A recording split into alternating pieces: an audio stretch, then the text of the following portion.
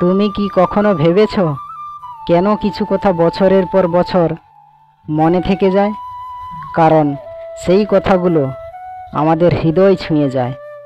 আজ আমরা সেই কথাগুলো শুনব, যা তোমাকে নতুন করে পথ দেখাবে। জীবনে যত বাধাই আসুক, লক্ষ্য একবার স্থির করলে থেমো না। প্রতিটি পদক্ষেপে তুমি স্বপ্নের কাছে যাচ্ছ। থামা মানেই হেরে যাওয়া, আর তুমি হারার জন্য জন্মাওনি। অর্থাৎ ওঠো, জাগো এবং লক্ষ্য না পাওয়া পর্যন্ত থেমো না। তুমি যতবার ভাবো আমি পারবো না, ততবার তুমি নিজের শক্তিকে অপমান করো। মনে রেখো, তোমার ভেতরে অসীম শক্তি আছে। অর্থাৎ নিজেকে দুর্বল ভাবা সবচেয়ে বড় পাপ।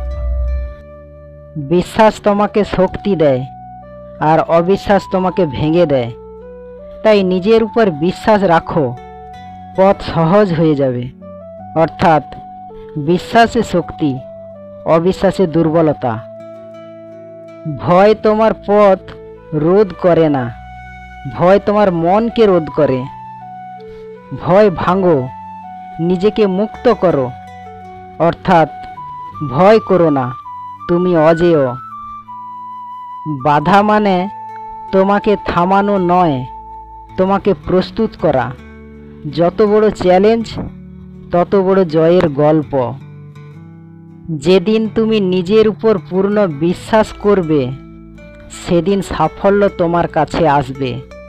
দৌড়াবে, থামবে না। অর্থাৎ নিজের উপর বিশ্বাস রাখো, পুরো বিশ্ব তোমার পায়ে মাথা নত করবে। তুমি যদি ভাবো তুমি দুর্বল, তুমি দুর্বলই হবে। ভাবো তুমি শক্তিশালী, তুমি শক্তিশালী হবেই। অর্থাৎ তুমি যা ভাবো তাই হয়ে ওঠে।